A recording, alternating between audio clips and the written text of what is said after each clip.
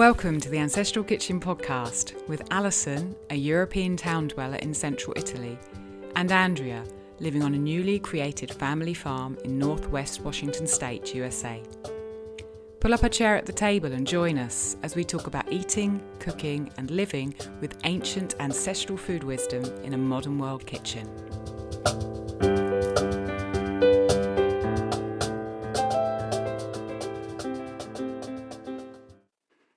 Hey, good morning, Andrea. Hey, good morning, Alison. Afternoon, Alison.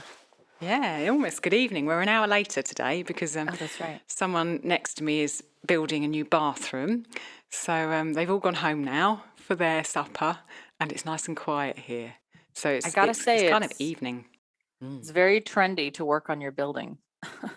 Yeah. Seems like they really like to work on it. Yeah, it seems that it's strange, but apartments in Italy seem to pass sound through their walls in a way that I've never experienced. Having said that, I didn't grow up in a flat in the UK. You know, I've always lived in houses there, so maybe it's just a flat thing. But you're right, it's very popular to do DIY around where I live, which is hard when you're trying to record something, but you're flexible, which I'm pleased about. So, little do they know there's a famous recording artist next door. Oh, exactly. Exactly. So, hello. Yes. I wanted to start off this episode, which is very exciting. I'm hoping that we might finish before bedtime because I might go on somewhat in this episode. I wanted to start by welcoming our new patron, who is Rebecca, who is over in Australia. And she's just so full of enthusiasm and very excited about all the things we do. And I'm really happy to see her supporting us. So thank you, Rebecca, and welcome. Thank you, Rebecca. Yeah. And sorry. Oh, are you still there? I made it through. I was so excited about Rebecca that I whacked my head on my microphone. Oh, exactly. I thought that also a few episodes ago we read one of our reviews and then I completely forgot about it, even though there's more reviews. And I thought, oh, hang on a minute, we haven't read a review for a while. So I'm going to read another review from our iTunes account. So if you like the podcast, you can go into iTunes and leave us a review. There are details on how to do that in every show note of every episode. So it's 3 or 4 clicks, I think, but you can let us know how much you enjoy what we're doing. So this review... We definitely freak out over the reviews. We do. We love them. This review is by someone called Agent Dinozo, and that person says, I typed in ancestral cooking and found this podcast and I love it. Great information delivered in a non-intimidating way. It does feel like you're hanging out with some international besties. So that's love nice. it. I like that. That's so cool. Well, we love having you. Yeah. Dinozo? Yeah, exactly. Cool. It's kind of a code name, I think, which is nice. And also, we've got quite a lot of nice things to say before we get on to our juicy topic today. I wanted to talk about the Ancestral Kitchen challenge that we launched in our bonus episode that went out a few episodes ago, because I've had a lot of emails from people in my inbox telling me that they're excited about it and that they've printed off the document and they've started going. And I've been talking to a lady called Pam who lives in Ontario in Canada. And I wanted to read out what she's been up to. She sent me a picture of some kvass and of some djun that she's making. So she said, I started my 2022 challenge with Ukrainian kvass made from my parents' garden beetroots. I added a big chunk of organic ginger in the second ferment. Ooh. I've got a batch of blueberry lemon kombucha almost ready and have started a batch of djun. Is that how you pronounce it, djun? I don't know. That's how I pronounce it. Okay. And she says, I am just using 50% honey for this first batch to make sure that my SCOBY can tolerate the change. So obviously from the kombucha in sugar to the honey in the djun. It's looking great so far. I've also got some beetroot and kohlrabi lacto fermenting this weekend. So I'm super excited. She says, I'm going to print off the PDF and I'm going to keep adding to it. Thank you for the inspiration, guidance and fun, which is exactly what we wanted, really, when we came up with the idea of the challenge, when you came up with the idea, that people would, be inspired by it and help fire their creativity. And certainly some people have started and are sharing the results with me. So thank you. Gosh, And if I wish I could drink that. That sounds so good. That sounds lovely, doesn't it? Beets and the ginger. Man, that sounds so refreshing right now. And out of parents' beets as well, like 0 kind of miles.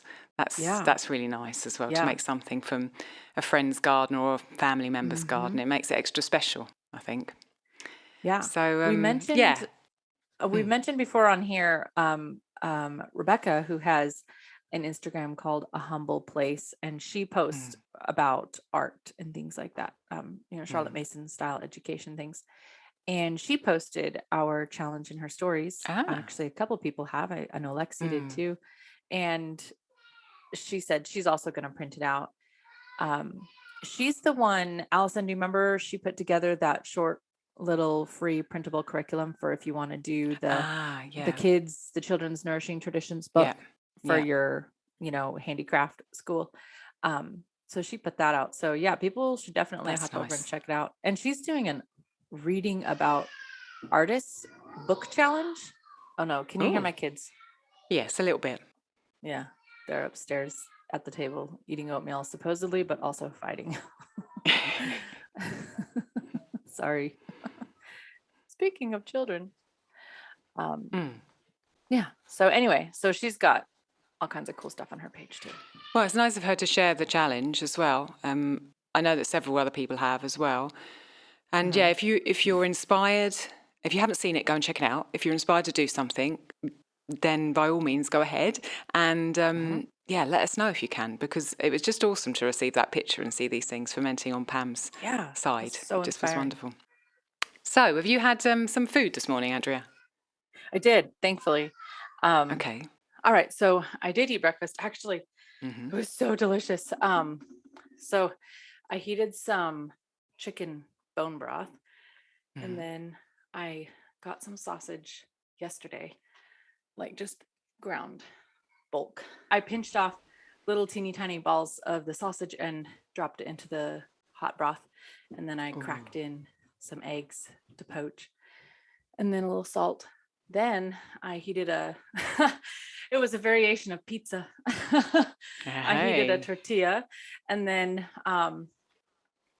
I don't know why I started doing this, but it's like delicious. You have to really, really drain them, but I took a slotted spoon and scooped out the meat and the eggs and put them in the tortilla. And then I have, oh my gosh, I have this really delicious goat cheese that my friend in Virginia made. And when she flew out here to visit me, she brought bags of it frozen. And I found one in my freezer. I didn't know I had any left. Yay. So it's so good. Oh my gosh. I've had so many different goat cheeses, but literally none compares to this. Thank you, Becky. So and it freezes okay, does it? Oh my gosh. Yes. Freezes perfect. Thaws perfect. I've never frozen cheese at all. Yeah. It's like, it's a soft cheese, like, kind of crumbly, sort of like ricotta a little bit, but not so squeaky, if you know what I mean. Anyway, it's so good. So I rolled all that up in the tortilla. And then the broth I'll have later, because I eat pretty early in the morning. And then, like I counted one time, if I went to eat lunch at noon, and I was like, why am I so hungry? And I counted, I was like, oh, breakfast was 7 hours ago. No wonder I'm hungry. It's a long chunk of time. So having the broth left over from cooking breakfast, and it's kind of a little bit like egg drop, with a little bit of swirls of egg white in it. I just put it in a tumbler and then drink it after chores or something. It's perfect. And do you have that cold, or do you heat it up? I like it hot. Yeah, me too. I prefer broth hot. Yeah. That sounds delicious. Yeah. You have a full tummy. Yeah. So it was good. Yeah, that will literally keep me going for hours. And then then I can have the broth after, chores and making the kids breakfast and everything like that. And then I'm good to lunch. So did you eat lunch before we got on? Well, actually, I ate supper. I ate my third meal. I think this is like a first on the podcast because Yeah, I've never this is. usually I'm quite a long way away from lunch and haven't yet made dinner, or supper, whatever you want to call it. Yeah. But because we're an hour later and I was hungry and I thought, oh, Mhm. we're probably going to go on quite a bit today and I'm going to be really hungry Yeah. by the time we finish. So I was I thinking that managed this to, morning. I was I like, managed Allison's to, not going to make it. yeah, I didn't. I wouldn't have made it because I had my breakfast really early this morning, like you. Mhm. And so I managed to pull something together literally about 25 minutes before I came Wow. down and we hit the record. And I'm trying to remember exactly what it was because it was all stuff that was already cooked. So I had some Well, that's fast lentils, food. I love it. which we cooked after lunch, so they were still warm. And I didn't have any onions in the house, so I usually put onions in. But instead, I bloomed some spices, nigella seeds, cumin, turmeric, and ginger in some oil. And then I added some garlic and I put the lentils in and I stirred them around. And then we had some wine left over. I think I said a few episodes ago, I don't know if it was talking to you or on a real podcast, that we got some wine as a kind of a gift from shopping at our local cooperative that's kind of wine growers and vegetable growers all selling together in one particular place. You have a card there and they stamp it. And then we got 3 bottles of wine, which we were just not expecting at all. And we don't really drink it. So I've been using it in cooking. So I put some of the wine in with the lentils, some of the red wine, and then some water and cooked it for about 2 hours. So I had some of those, delicious. And I had a slice of raw pecorino, which was local with it as well, and a slice of our lectin-free sourdough that I make, which is millet and sorghum, mostly sorghum with a little bit of millet and linseed in it. I had a slice of that with butter on the top, and then I put the lentils on top of that so the butter all melted. And then I had some carrot sticks on the side and some lemon juice, a bit of lemon juice as well. It was delicious. And I'm usually, my stomach's usually relatively empty recording, but I'm actually really nicely full. I've got a little glass of water kefir in front of me, which is flavoured with kiwi, because kiwis are grown locally here and What? are around now, kiwi fruit. So, What did you say it was flavored with? it's flavoured with kiwis. Oh, kiwi. Yeah, kiwi. Oh, So, yeah. kiwis grow now around here in some local grow. We got them at that cooperative. So, Yeah. I'm nicely fed. Yeah. Yeah. I'm Okay. ready to go. So when you said you bloomed the nigella seeds, which I know you love those, I didn't realize, I never thought about doing that. How does their flavor change when you do that? I actually don't know whether I haven't done a taste test of the same dish with unbloomed nigella seeds in and bloomed nigella seeds in, but I remember reading and hearing podcasts in the past about how much spices improve if you bloom them, if you warm them up and allow their flavours to kind of mix in and mix into the oil. So whenever I have time, I always do it. And I love the results. So I kind of just think, well, I don't want to go back to just putting them in flat. They just seem to have a nicer flavour. But I don't know the technicalities of it, unfortunately. So I can't I can't wow you with my knowledge. I just know that I like it. You've already wowed me, Alison. So that was nice. Okay, well, we should probably take a bite into what we're talking about today, which is pizza. Yes, please, and thank you. I've been wanting to do this episode for a while, and I think a couple of months ago when I had some of my pizza dough cooked in a wood-fired oven here, it just kind of spurred me on more to want to talk about pizza and dedicate an episode to it. So I've got quite a lot to talk about. We've got quite a lot to talk about. And hopefully by the end of it, we'll have shared some of the history, but also a lot of the practicalities with pizza. That's the kind of intention. Yeah. Yeah. So, you ready? I'm ready. Okay. So the first thing I thought of was trying to define pizza. And basically, it's a flatbread with stuff on the top.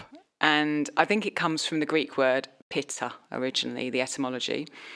And it is so loved. I mean, I don't know anyone who doesn't like pizza. And I tried to think, well, why is it so good? Why does everyone love pizza? And I think a lot of it is the fact that it's bread and it's hot. Because you know what it's like when you've got bread out of the oven and it's crusty and hot. You want to eat it just there and then, and you think, oh, I shouldn't really. Yep. I should let it carry on cooking. Whereas with pizza, you're like, yeah, I can eat it now. Yeah. So I think that's part of the joy for me, the fact that it's crusty and hot and bread. Yeah. How about you? What do you think is so good about pizza? Do you love it just as much as I do? I think you do. I think it's definitely that there's the bread. I think it's also because it's so versatile. So nobody says, oh, I don't like pizza because I don't like peppers. They just get pizza without peppers. You know what I mean? They get what they like.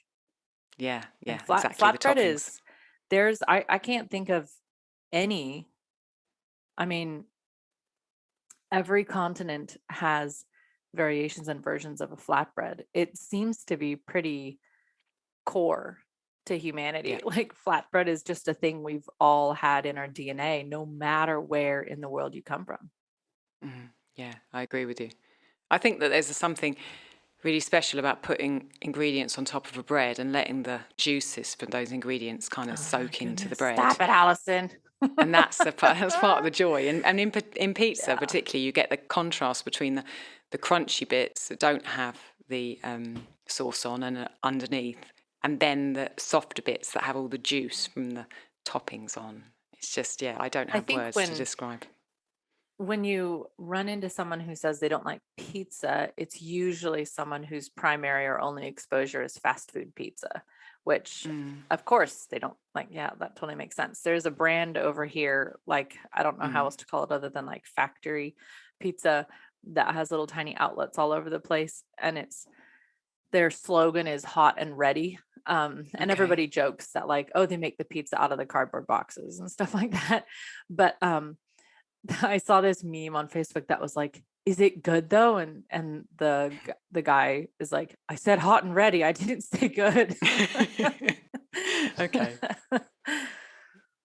Yeah, that's an interesting kind of segue onto the history of pizza. If it's all right with you, I'm just going to kind of blast you with some of the history and the research that I've done. This is what I'm here for, Alison. Okay. I woke up today. Okay. So where do I start? So the hot and ready thing. So I shall kind of seamlessly flow back to the hot and ready in a minute. So pizza really is now cooked everywhere, and flatbreads with toppings have been cooked everywhere, like you were saying. But Italy has just become so famous for pizza. I mean, when you think of pizza, you think of Italy. But it is, I think most people who eat pizza nowadays would be completely astounded to realise that really throughout Italy, pizza was not eaten until the 70s and the 80s. So if you'd gone anywhere, like not Naples, where it originated from, but if you'd gone anywhere outside of Naples before the 70s, in the 60s and the 50s, people did not know the pizza as we know pizza now. They did not eat it. It was not part of their menu. And the book that I'm reading by Karima Gnocchi, that we've talked about quite a lot, has so many women in it saying, I didn't eat pizza until the 80s. My son took me to a restaurant. I didn't eat pizza until 20 years ago. To kind of back that up. These are women in their 90s. So pizza was a street food initially from Naples. And Naples 300 years ago in the 1700s was really a very poor area. Parts of it still are now. So a lot of people lived, many people, to a room, and they didn't have ovens. And pizza started there as basically a street food. You go, it's out there, it's hot, and you can eat it, and it tastes good. And the fact that there weren't ovens at home, people didn't eat hot food like we eat hot food now because they didn't have ovens to cook it in. And so that was literally just in Naples around the 1700s. What's interesting is that I have a cookbook here by Pellegrino Artusi, and he wrote that cookbook after the Risorgimento in Italy, which was in the late 1800s he wrote the book. And so this is a long time after it was a street food in Naples, a couple of hundred years. And you look up pizza in there, and there are three recipes, and all of them are sweet. All of them have sugar in. Wow. All of them have eggs Wow. in. And so the word pizza has been used in the past before that, but it meant like a patisserie, a kind of a cakey thing that was sweet with almonds Wow. and sugar and that kind of thing. And Well, I'm okay with that. Yeah, well, exactly. That's another type of pizza, isn't it? So what happened with this, to take this Neapolitan street food from what it was to the incredible global phenomenon that it is now, is that lots of people left Italy and went to America. As you know, there were lots of immigrants that went from Italy, the south of Italy particularly, and went to places like New York. And they took that recipe from Naples with them. And it became a thing in and of itself in the States. So the first pizza restaurant in the States was in New York. It was called Lombardi's. And it was someone who took that recipe from Naples and made something of it. And then what has happened since then is that throughout America, where Italians have lived, they have made pizza and they have recreated it. And then it became just a huge phenomenon throughout America. And then coming into this last century and the 70s and the 80s, two things happened. This is mainly thanks to Kareem Enoki that I've learned a lot of this. The two things that happened were a lot of the Americans came back to Italy as tourists wanting to eat this pizza in situ. And a lot of the people from southern Italy went to other parts of Italy for work because the economy was booming in the late 60s and 70s.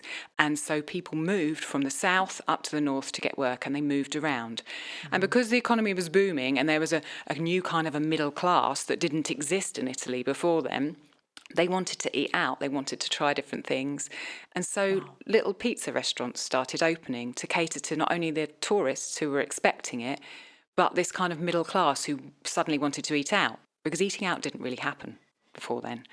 And so people could go out and get this new thing called pizza. And then because of the just tremendous growth of tourism and the tremendous growth of economic freedom compared to what we had before the World Wars, pizza has just become this massive global phenomenon. And now it's all over Italy. And, you can get it anywhere. But it is something that has been created out of kind of the way the world has changed in the last 80 years. It was just a street food in one place until then. And it's been kind of co-created with America. It's kind of a global co-creation of a food.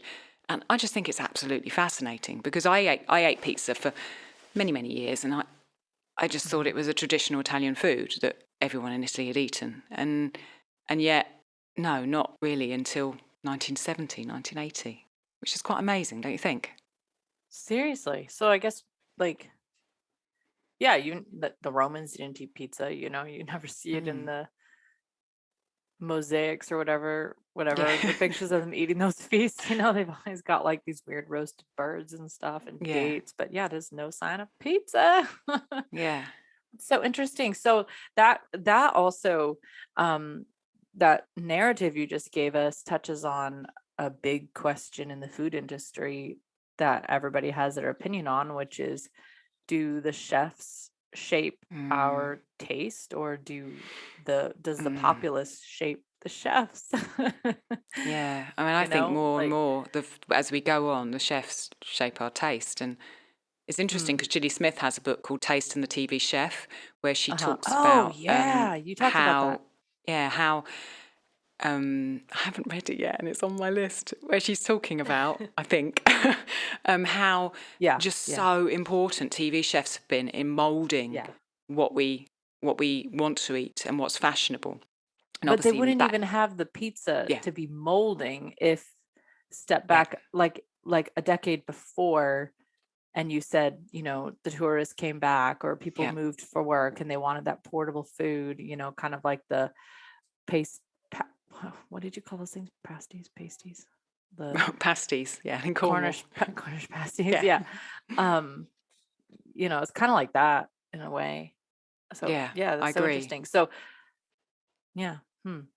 I love it. And I find that absolutely fascinating.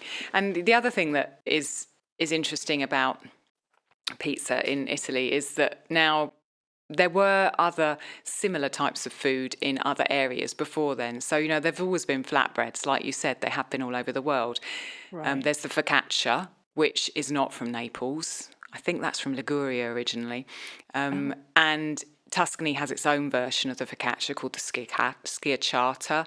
There's calzone. There's various different kind of takes on flatbreads and pizzas. And each of them is unique to a particular area. That's how Italian cuisine is so regional.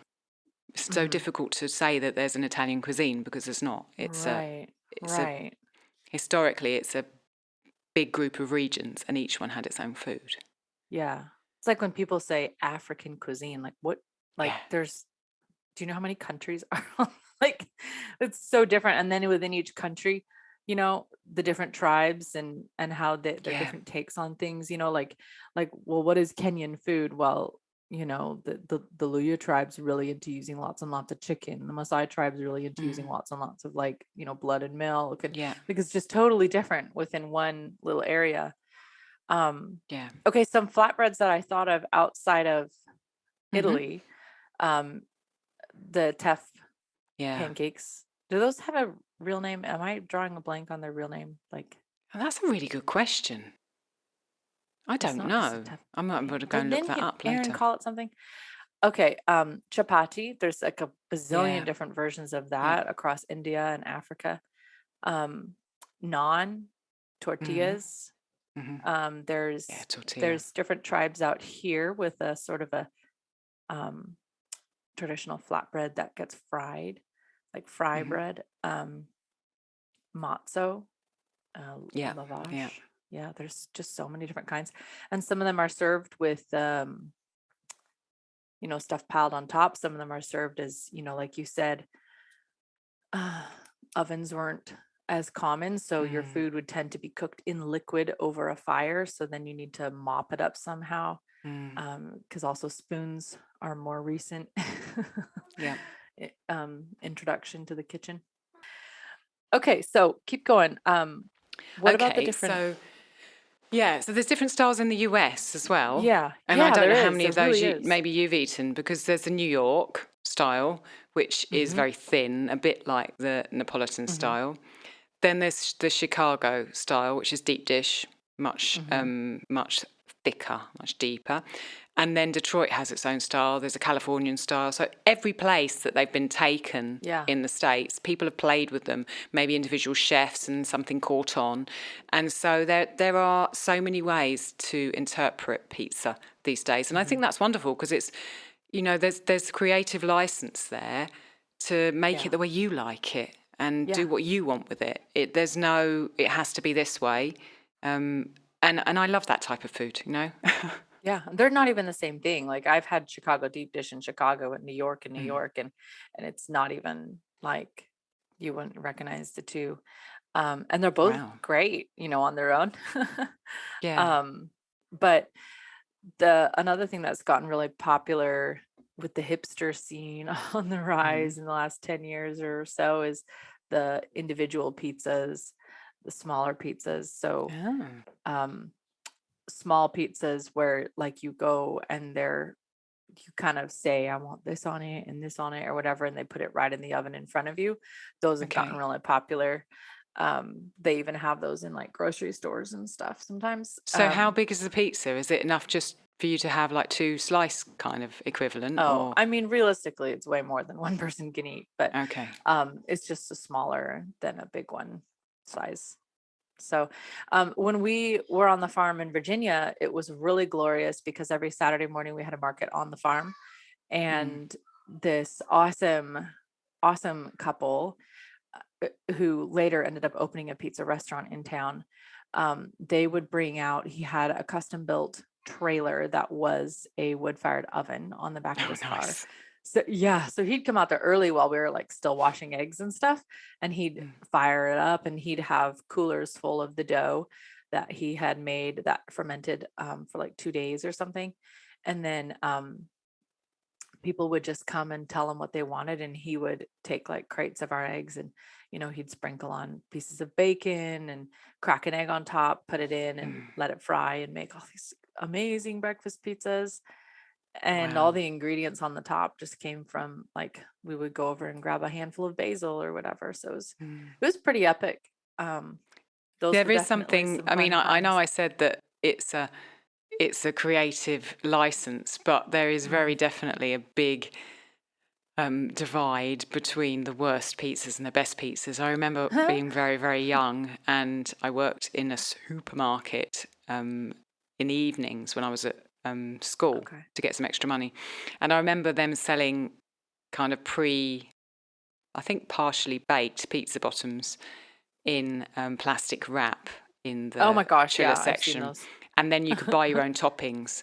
Or I often Mhm. remember buying frozen pizzas. And I mean, they were okay food. It's some bread and it's some tomatoes and some cheese, but compared to the pizzas that I'm eating now, they are just incomparable. I mean, so Yeah. although I say it can be whatever you want it to be, yeah, it can, but it Mhm. depends how much you're used to.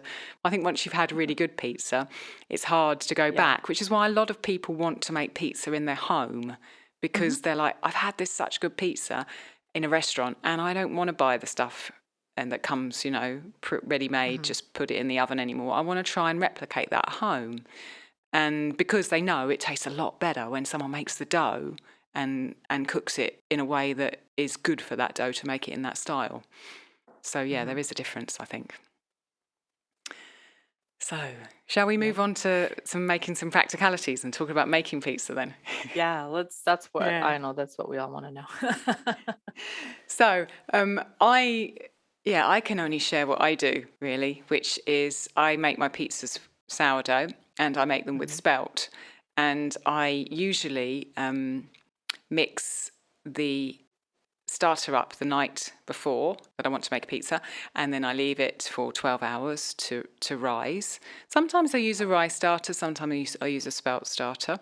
And then in the morning, I will mix up the dough, which I put spelt in. Sometimes it's whole grain, sometimes it's a mix of whole grain and white, and some salt and some olive oil and my starter and water. And I say I do Mhm. it, most often Gable does it now. He's kind of wanted to Mhm. get in on the pizza rack, so he's doing the mixing. And then I will ferment it in a warm environment and stretch and fold it every hour-ish until lunchtime. I tend to mix it quite early, so it has probably a good 4-5 hour ferment before we bake it up. Oh yeah, that's And great. I love it with spelt. I think it tastes wonderful. Mhm. And I think something that people are scared of, that I've noticed when people are making pizza themselves out of their own dough, is the actual shaping it. So once I've left it to ferment and it's getting really, really airy at that stage and it's quite elastic, I will cover my chopping area with a lot of flour, and then I will empty the dough onto that layer of flour, and then I will kind of do a mix of pushing it out with my fingertips from the center and spinning and then pushing and spinning and then pushing with my fingertips.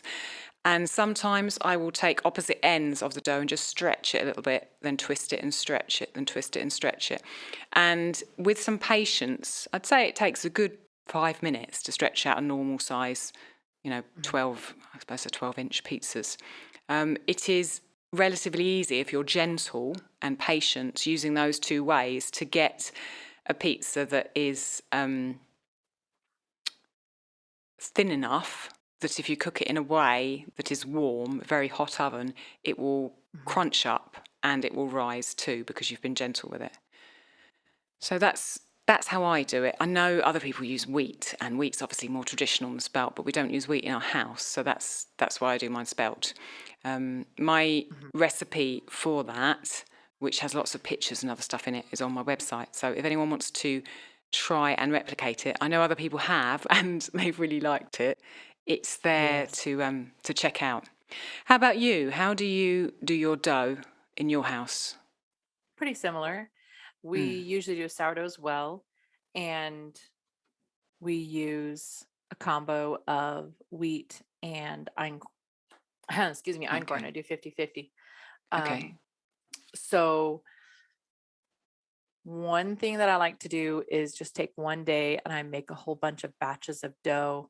So, like you said, you mix it up and then you let it sit for 5 hours or whatever. Mm. So, what I'll do is I'll mix it up and then without any delay, I put it right into a container and freeze it. Such a So good then I'll idea. freeze yeah, I can freeze like 10 crusts or whatever, and each Mm, batch will do 2 pizzas. Um, so then when I take that out, I usually just drop it's usually in a bag, and I just drop it into like a container of water or something and let it thaw, okay. and just grab it at some point in the morning or whatever. And then whenever I'm ready to make it, can kind of sit, until I'm ready to make the pizza. Hmm. Um, this is a really good way to get, like you said, Gabriel is helping you. This is a great way. Yeah. Pizza's a very forgiving dish. So if you want to get your kids Yeah. involved young, um, pay the price for the mess now. And, Alison, I have no doubt that you and I will be recording some point in the future and you'll be like, yeah, Gabe is upstairs making pizza and That'd be making me lovely. a glass of beer. Like, you know what I mean? Like you Yeah. will reap the rewards. Oh, and he made me chocolate for Mother's Day, like, you'll cash in. but, you put in the time with the little frustrating, like, that's not how I would do it Yeah. moments. So what I do is I give the girls a batch of dough and they each just Hmm. get to shape it themselves, which Okay. is where doing it in a rimmed dish can be helpful. So I told you I made pizza this past week just so that Yeah. I could try doing it without the stone. We Yeah. usually bake it on a stone, and I know Hmm. you do too. I Hmm. love that. I highly recommend it, but I thought, you know, what's it like without doing it on the stone? So I just took out like a rimmed, like a jelly roll pan, Hmm. and I put a piece of parchment paper in it and then just let the girls just mash the dough until it filled the whole Okay. pan, which they did. And the crust was not tough or anything, possibly because it was 50% or more einkorn, which doesn't have as much gluten in it. Hmm. Um, Maybe if it had a lot of gluten, it would be tough. I don't know. But that's also another thought. If somebody's making pizza crust and you're trying to roll it out and it just keeps snapping back to like smaller, your gluten Mm. might need to rest for 10 minutes if it's like a Yeah. high Great. gluten pizza. Great advice. And then, yeah, so just let it rest for a minute and then keep rolling it out. But Do you put oil in yeah, yours or not? in the, like when I'm mixing the dough, In the dough? Yeah. yeah, I do. Yeah, you Yeah. do as well. Okay. Um, I have also done like yeasted, like with the Oh, instant okay. yeast, Yeah. like a powder yeast. Um, that is fine also. I have like digestive difficulties and so much heartburn when I eat that, so I prefer not to do that one. But Mm. if you were like in a pinch or something, you could totally do that. Um, Pizza is also such a great way to feed tons of people. I remember one time my mom and I just ended up, there's just for some reason this impromptu family gathering that was going to be like within 1 hour, and there was going to be 20 of us at my house. So um I said, Mom, just throw a bunch of things in a bag, whatever's in your cupboard, and we'll see what we have when you get here. Hmm. And I went straight home and I just mixed up like giant batches of pizza crust, and I made Mm. 5 huge pizzas. Wow. And my mom just brought jars of stuff, and we just were like, what do we got here? Okay, we've got a little bit of cheese here. We got some olives here. Okay, here's the peppers. Everybody was so happy. They're like, this is the best meal ever. That's another good So, reason to have that dough in the freezer, like you were talking about. mhm, See, I've never done that. I yeah, never kind of think of it, I think. But if you've got, just 2 or 3 of those pizza doughs, not only can you have a mhm, really kind of a quick meal that's special when you're busy, but you've also got something there if someone comes over and you want to make something that, exactly. that they'll enjoy. Yeah, Yeah, I should like do you that. can make a little casserole for everybody, but if you need to feed double the people or more instantly, Yeah. my usual go-to is either take what the meat organs, whatever I would have made for us for dinner, and either add rice to it and turn it into burritos, or just put it on a pizza. Yeah. No, that sounds really nice. I've actually put heart on a pizza before, talking about putting offal on a pizza. It was quite nice. We enjoyed it. Yum. Now, I was going to ask you a question about what you were doing. That was it. So do you then, you say you usually bake on a stone. Do you put your toppings on before you put it on the stone, or do you put it on the stone and put your toppings on later? Because I think there are kind of graduations of who does what, and I wondered how you play it. Oh, yeah, I didn't know that there's I don't know how people usually do it. I don't have a peel. So, and I guess I could use like a flat cookie sheet as a peel. I didn't think about that. But usually what I do is I have the stone in the oven while the oven is heating, so it'll get really, really hot. I take it out. Um, while it's heating, I'm rolling out my first crust. And then I take it out. I sprinkle some cornmeal on it, and then I lay my crust on it. Sometimes I do sauce, sometimes I don't.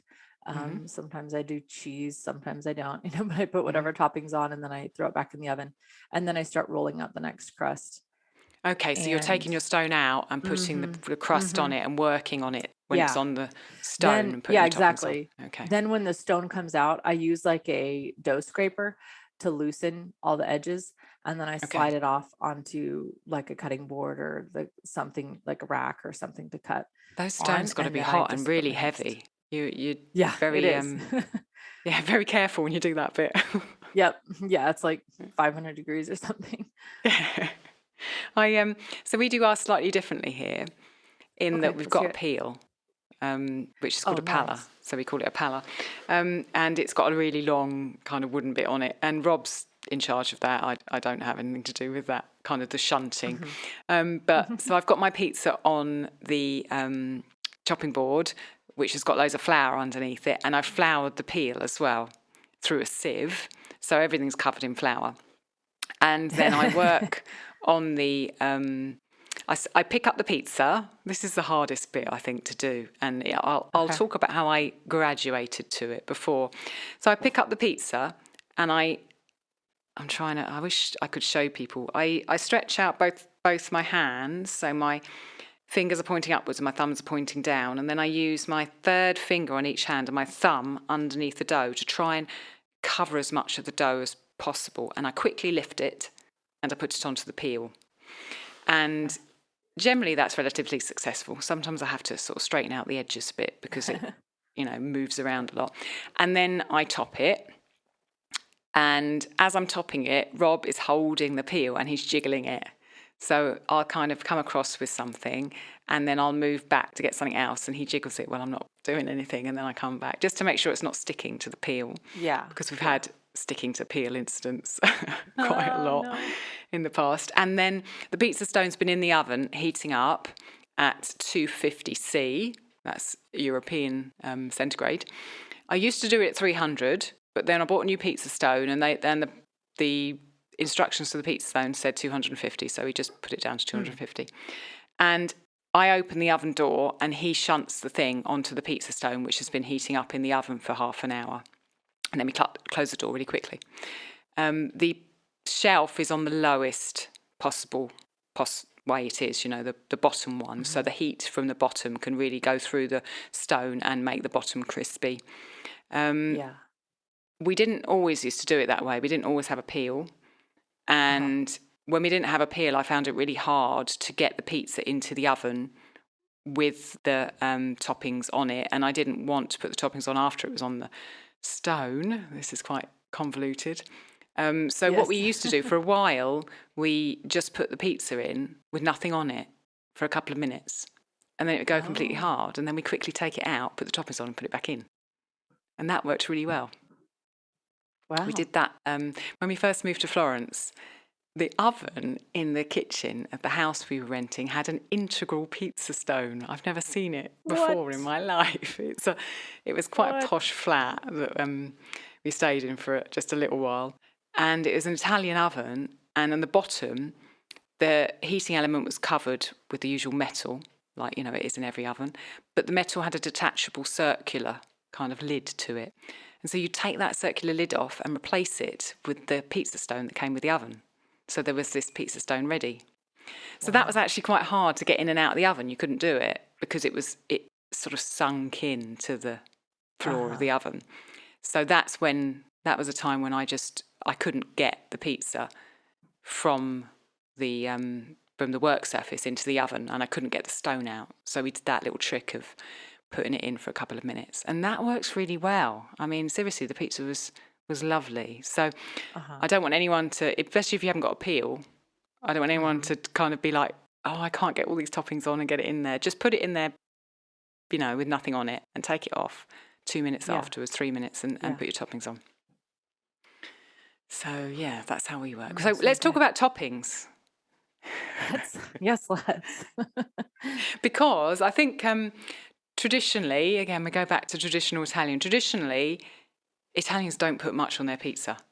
And I think that people are surprised by that. I think maybe now in restaurants here, there are pizzas with lots of toppings because people expect lots of toppings and that's what they get.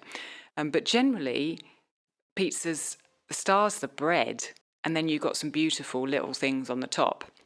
So when I started learning about pizza and kind of seeing that, I went from, you know, being someone who would pile toppings on her pizza to someone who literally, you know, will put tomato sauce and a couple of things, or because we don't have tomato sauce very much because it's tomatoes are lectins, have lectins in them, and Gabriel is lectin sensitive. Most of our pizzas aren't tomato, so I will just put lardo and rosemary on it, or some bacon that I've cured, and a few onions and some olives.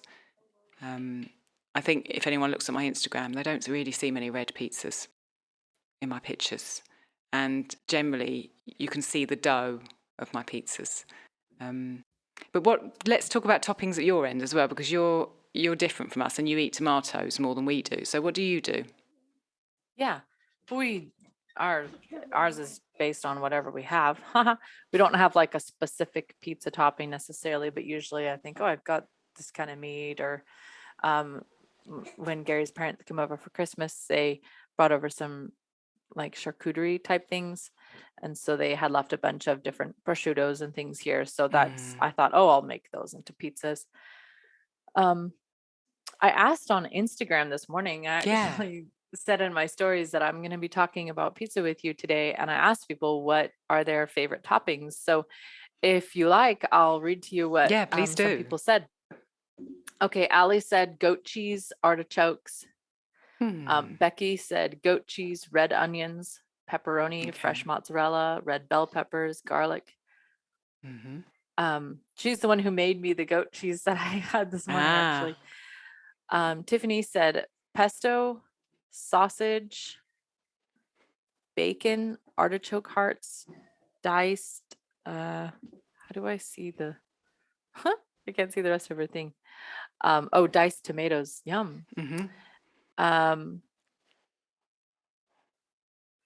Let's see. Someone else said fresh greens or tomatoes with some kind of vinegar dressing. Also hot sauce and cold pizza with barbecue sauce. Veronica said everything. And Katie said, oh, this was funny. She said prosciutto, red onion, fresh rosemary, mozzarella cheese, and tomato sauce. I dream of this pizza. The first time I had it was at La Fiamma in Bellingham. Wow. I've never been there. So I love probably my most favorite, just simple pizza flatbread is pizza bianco or whatever it's called. So like you said, just some kind of oil and rosemary and like coarse salt. Oh my gosh, it's so good. Just like on a simple bread. That's more like a focaccia. I think we call that a focaccia here, because focaccias generally have less toppings than pizzas do, and they got just those holes bread, in. Really. You pour all the oil like and all the whole goes in the oil. Delicious. When we have that, it's with some kind of a stew sort of thing. Yeah. Yeah. And then we cut it up and then just Perfect. sort of dip it. For pizza with like sauce and stuff, I really like, I think it's called like a Margherita pizza with tomato sauce and basil and oh my word, Mozzarella. what mozzarella? Yeah, some kind Yeah, of that's a delicious one. yeah, that's That's a a good one. delicious one. The thing that I learned about mozzarella quite early in on putting it on pizza, we don't put mozzarella on pizza much because Gabriel's dairy sensitive, but also because I can't get raw mozzarella here at all. So we don't really have it that much, but I do like it on pizza. What I found with mozzarella is that very often if you take it out and it's got the liquid on it, if you put it straight on the pizza, all that liquid then goes into your pizza when you're cooking it and you end up with a really soggy pizza. So if I put mozzarella, I always chop it and leave it for at least half an hour on a board, and then all that water drains out and it's much better when you put it on the pizza because you don't get all the liquid in your dough. So how do you make your tomato sauce? Do you buy it or do you make it? Well, so we usually get tomatoes and we just can a whole bunch of like tomato sauce. And then I don't can it usually with any herbs or anything in it, but then when I open up, so you can use any canned tomato sauce. There's some pretty decent organic brands available here that we have used. Like Bio Nature or something like that. That's a really good brand. You can get it on the Azure drops. But anyway, so we just take tomato sauce or chopped tomatoes. I don't know, either one, doesn't really matter. And then I'll mix in some salt, and I just use the essential oils to flavor it because my kids don't like, if they see the flecks of the herbs, they're like, is that spicy? So I do like 1 drop of basil, 1 drop of oregano, just one, whatever I feel like, mix it in. And I got so many compliments on it. I think because it tastes like I marinated it with herbs for a really long time and like strained it or something, but it's so good. It has just a really potent sort of gardeny flavor. Pour that over I usually, after I put my crust on, I like to oil it. So put like olive oil in I don't know what else to call it other than like a ketchup dispenser, like you see at cafes, on the tables. Yeah. So like I swirl some olive oil on it, and then I pour the sauce on, and then I'll throw on, like if we're putting on vegetables or cheese or something, and then I put the meat on top and then stick that in the oven. That makes sense, because I think that a lot of the tomato sauces here are made by combining fat and tomato. So they will, Italians will put some fat in a pan, whether it be olive oil or traditionally lardo or lard. They would have actually kind of mashed the lardo up and then put tomatoes in the pan, or passata, sieved tomatoes in the pan, and then put a little bit of garlic or some herbs in and cooked it down for half an hour. So it kind of makes sense that you want to put fat on your pizza before you put your sauce on, because that's traditionally how it was, I guess that was instinctively done because it tasted better because of the fat. Yeah, I literally don't know why I started doing that. I just thought to myself one day that it would be a good idea. But I think that's like you with your beer when you talked about and the booza and stuff like that. When you just do something over and over and over and over and over, you start to really refine your process, and you know exactly what you like, and you know why, like what you don't like. Yeah, no, I agree with you. And obviously that works for you. I've never tried the essential oils in it. I'd like to try that to see what it tastes like. I sometimes take tomato concentrate, which is really good here, and sometimes put a little bit in an egg cup and put some water with it. So I end up with a tomato sauce that's not as liquidy as it would be if it was passata. So I can get that really concentrated flavour on top of it without all of the wetness as well. So sometimes it's not really a sauce. It's kind of a spread, more like a pesto. I've put pesto on pizza too as well. I've done green pizzas quite a lot, which is really nice. I made a walnut one. I think that was our favourite. I made a walnut pesto with basil from the garden and spread that on the top. I think that last year that was voted as our favourite green pizza. Oh, yeah. I wanted to say about the oil, in that I don't put oil on before I put my toppings on, but I always put oil on after it's cooked. So I put it on the dish that it's going to the table on, and I'll get the olive oil and I'll pour it, in kind of circles over the pizza. And then by the time I get to cutting it, all the oil has magically disappeared. It's obviously soaked into the dough. Oh my gosh. But it doesn't, oil never runs off it. And yet I put quite a lot on. And I think that adds to the flavour. Oh, I'm so going to do that next time. I'll try that. You should try some with some lard or lardo, because that's Okay, I got a really yeah. Are you melting the lardo and drizzling it on, or are you putting like pieces of lardo on? You have to explain. No, so I'm cutting. So the lardo is the cured pork fat, which is kind of like baconish, in consistency. Okay. So I'm slicing it as thinly as I can and then laying it on the top of the pizza, like you would prosciutto, I would guess, or some sort of ham. And then it shrivels up and releases all the fat from itself into the pizza, so it tastes amazing. And it kind of, you end up with concentrated salty fatty bits on the top of the pizza, which is quite heavenly. You don't have to sell me on it, Alison. You had me at like bacon. But I've got a funny story to tell you, which let's hear it. is kind of a confessional. I know that we were thinking of doing I know that we were thinking of doing a kitchen disasters episode, and this would definitely fit into the kitchen disasters episode. So the first time that we made a pizza with our own lardo on, we tried to cut the lardo as thinly as possible, but it's really hard, as you know, to cut any form of kind of bacon or lard thinly. And I was a bit extravagant. We cut it a bit too thickly, and I put a bit too much on.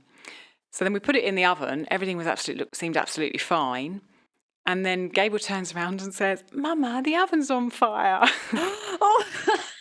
And I looked at the oven, and what had happened was the lard had lardo released fat, and there'd been some divot around the edge of the crust, and it had gone through there, off onto the pizza stone, off the pizza stone to the bottom of the oven, and the bottom of the oven was so hot that it had spontaneously ignited. Alison, you're taking wood-fired pizza at home a little to another, too yeah, exactly. So Gabriel got completely spooked. He was like, "Oh my God, the oven's on fire! The oven's on fire!" Was it like you could see it inside the oven burning, or was it like you could see like a light at the bottom of the oven underneath the pizza, a light, okay, but like a flame. But was the pizza? Did it have like those little blackened, pieces? Yeah, no, it was black around the edges. It was really. Once we put the fire out, everything was fine, but there was a bit touch and go.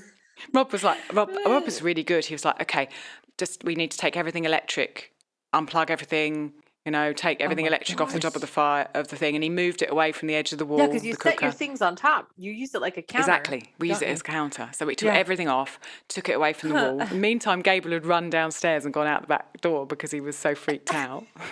Like, the house is on fire, the house is on fire. I said it's fine. It was getting slower and slower, lower and lower. So I was like, it's burning itself out. It's only got enough fuel, to when the fuel runs out, that's it. So it was fine. We were all fine. The oven was fine. The house was a bit smoky for a while. The pizza was fine. It had like the black bits around the outside. Tasted absolutely great. I will not put so much lardo on my pizza next time. I have learnt my lesson. You know what? It doesn't sound bad though. You know what, Alison? This is not pizza related, but when you're saying that, like Gabriel running out the door, it reminded me that when I just can't believe you made a wood-fired pizza at home. I don't think the fire marshal would approve. When we lived in Virginia and somebody lived upstairs of us, then we were sitting downstairs. Jacob was asleep in bed. I was pregnant with Camille, and we're just, visiting. I think we're watching Netflix or something like that. And then we hear upstairs, fire, fire, fire, like running. And Gary's like, "Oh my gosh." So he bolts out the back door, taking a fire extinguisher as he goes up to the neighbors. He's pounding on their door. I grab the baby and like run across the street to my friend Agnes's house. I'm like, "You gotta take Jacob, the house is on fire." And she's like, "What?" It was really late at night. I run back to the house and Gary comes downstairs and he goes, "They said that they were just like regaling each other with stories, like telling about things that happened." It's He's like, "They're really sorry for scaring us." Oh gosh. Okay. You're just like, "Oh, I'm just really glad there's not a real fire." Yeah. But I can just see Gosh. that you're sitting downstairs telling me this, and there's a fire in the oven. Yeah, there was. Gabriel was Oh really my freaked. gosh. But yeah, it was fine. And the pizzas are really high temperature. The last thing that I had on my list to talk about was cooking them, and like I said, we put our oven at 250C, but we used to put it at 300C when we had the integral pizza stone. Yeah. But I looked up other ovens, and I know that you can buy electric pizza ovens, and there's even one it's called Rock Box, I think, which is a restaurant quality standalone electric pizza oven.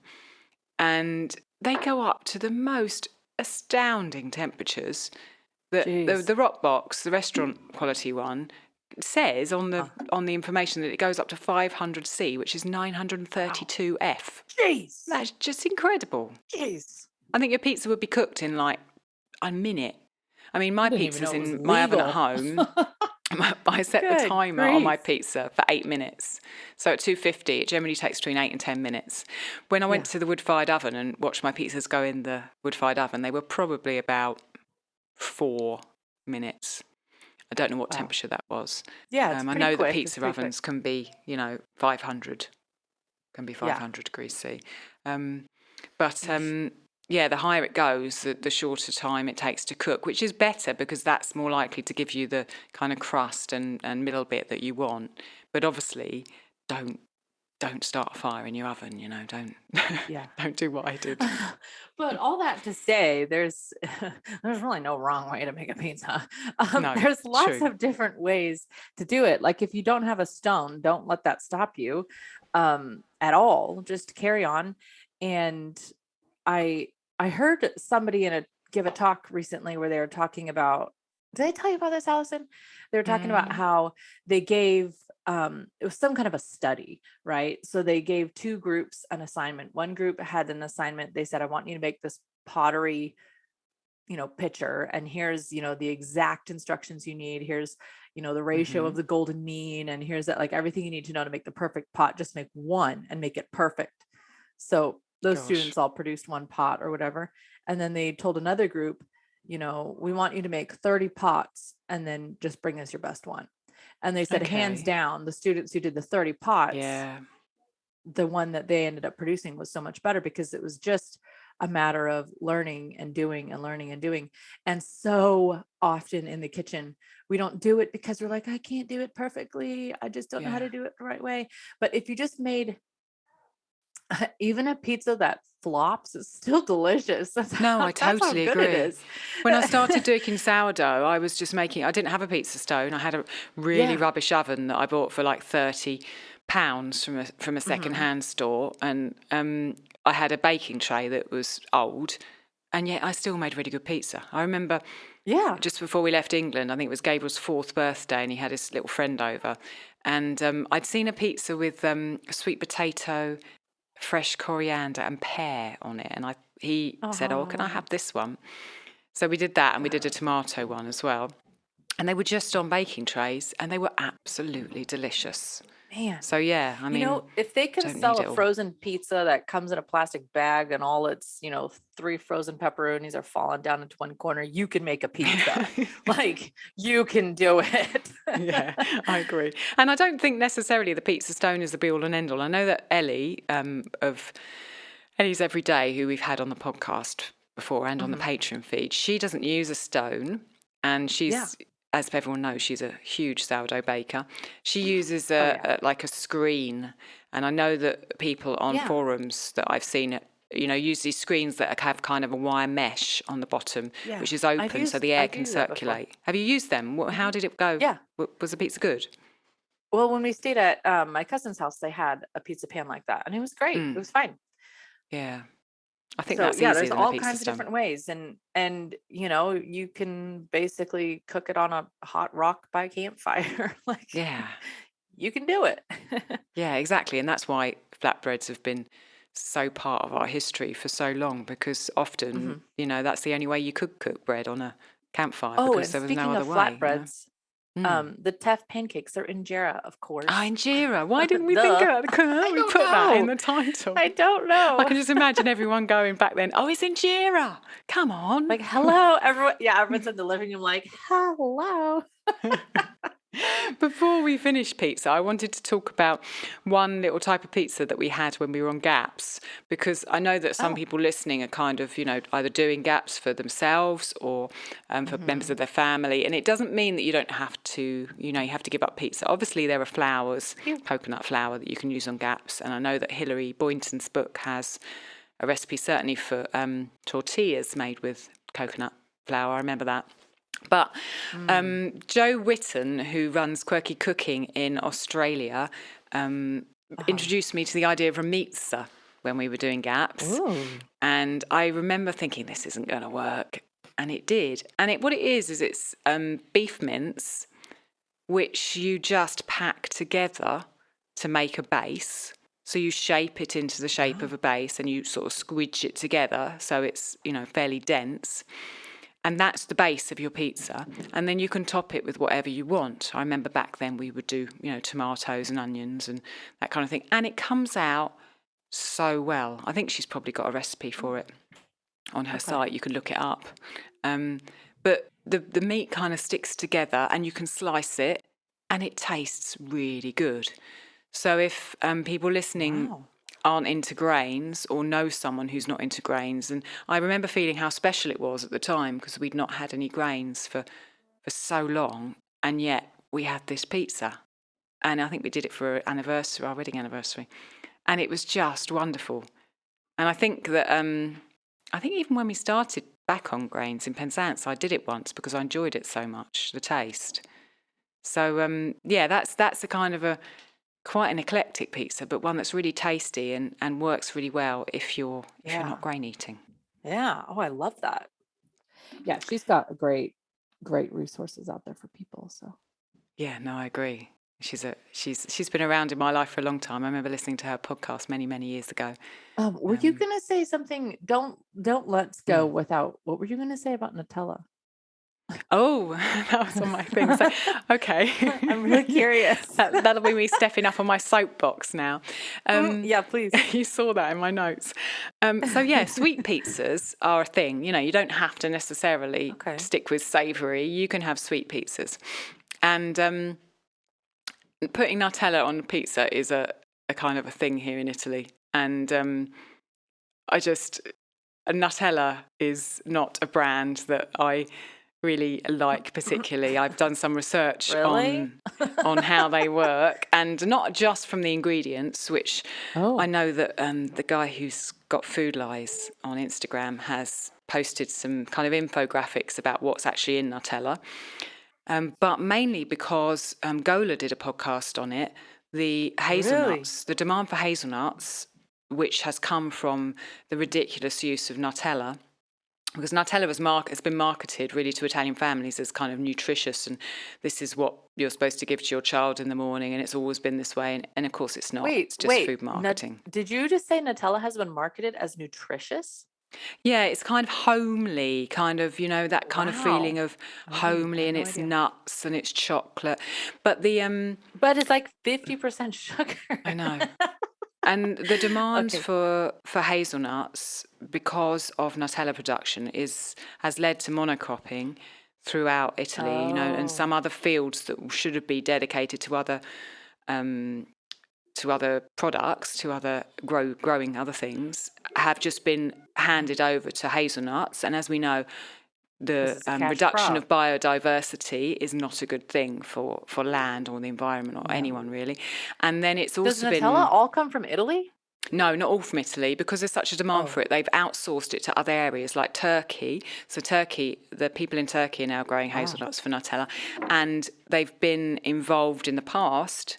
I don't know whether they still are now, so don't quote me, but I believe they are, in basically slave labour, that they're having illegal you in the show notes.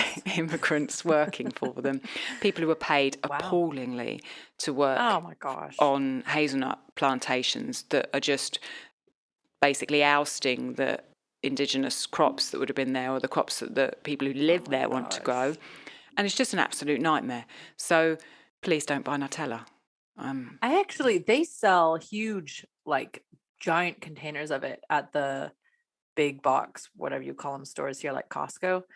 I never had Nutella until I was actually in university, and it was my Italian professor who introduced me to it.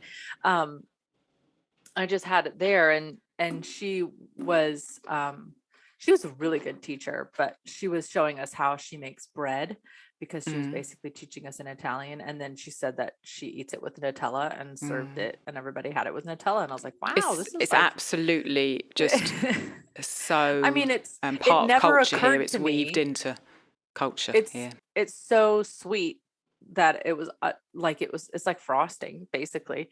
Yeah, So I feel like that. it Yeah. never occurred to me that someone would market it as a nutritious. Yeah, it's kind of food. wholesome and something you can give your kids that will kind of keep them going, etc. But you can Did it originate in Italy? I remember reading all the details of it about a year ago and being outraged. But I think it did. It might be the Ferrero brand. I think it's Ferrero. And he saw the market do those, like, for chocolates, like Yeah, Christmas that's right. They chocolates or do whatever. Ferrero Rocher Yeah. chocolates. So I think it's Mr. Ferrero, or some grandparent of Mr. Ferrero, who basically saw this possibility to market it, and then has been able to market it so well that it's just ubiquitous here. So yeah, you can make a substitute if you wish. If you want to buy your hazelnuts from somewhere that is making hazelnuts in a nice way, that's growing hazelnuts in a nice way, you can mix them with raw cacao. You can add in a bit of honey. Yeah.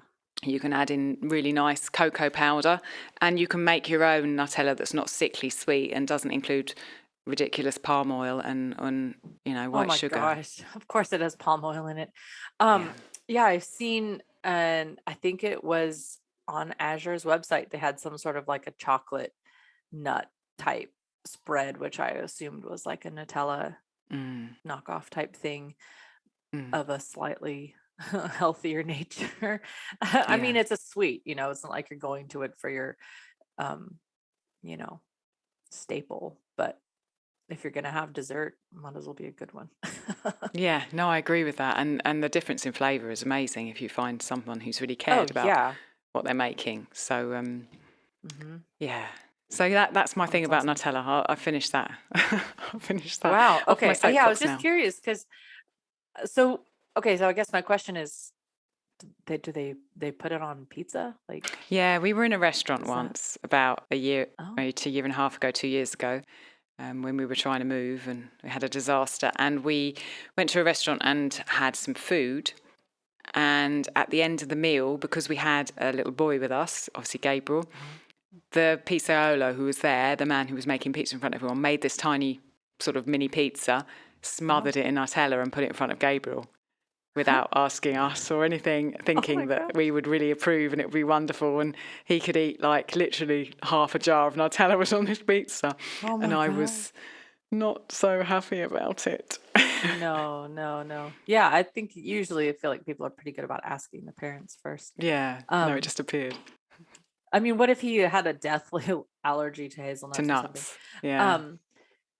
But I mean, the chef was trying to be kind. He was a lovely man. It was a nice restaurant. Yeah, of course. Just generous. I forget sometimes when I don't go out. I forget sometimes when I don't go out that I live differently to most of the world. That's true. We live in a bubble. Yeah, it's easy to live in it. I was saying that to someone earlier in the week. I was interviewing someone for a future podcast, and at the end of it, she said, "Yeah, I live in my bubble, and I go out and I realise that I'm in a bubble, but I like my bubble, and I like my bubble too." Nothing wrong with that. No. That Nutella thing made me remember a couple other flatbreads that we didn't mention, which is like crepes and pancakes, because I've seen buckwheat. A really popular thing is crepes with Nutella, like rolled up. Yeah, I've seen that on lots of menus. So yeah, no, that's a big thing. I remember in going to northern France and having buckwheat crepes quite a long time ago, and it was very nice. They were very nice. Huh. I think we should defer to Aaron, Chef Aaron, for that, because he's the concentric circle pancake crepe man. Yeah. Who can just make them so thin and so beautiful that I know. one day he will come here and make me some teff and some crepes. Yes, you will. Well, is there anything else pizza-wise that we wanted to get on here? Oh, I don't think feel so. like we covered the gamut. Yeah, no, I think we have Yeah. too. I think we did it in quite good time considering. Record time. Yeah. It makes me want to make pizza though. I really want to make pizza.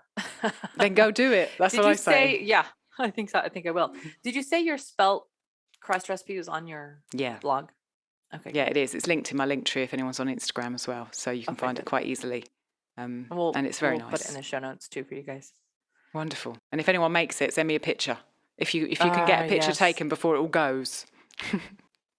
Yeah, good luck. Pizza's the one food like I never get pictures of pizza because you eat it instantly. Oh, you try. I try with Gabriel to take a picture before he wants to eat it, and it's quite hard sometimes. He's like, Yeah, "No, I want to eat it. I want to eat it." Get a picture yeah, of the empty I agree with you. pan. Well, it was good. I promise. It looked really Few cool before we crumbs. started. All right. Wonderful. Well, Alison, shall we wrap up for the day and then get back Yes. together later? Cool. Yeah, indeed. Okay, thank you very much, All right. Andrea. Enjoy your pizza. Thanks everyone for joining us. Bye. Bye.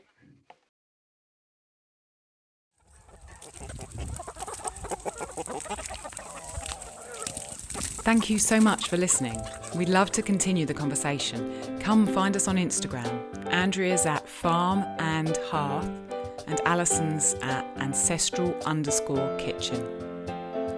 Until next time, we both wish you much fun, exploration and satisfaction in and out of the kitchen.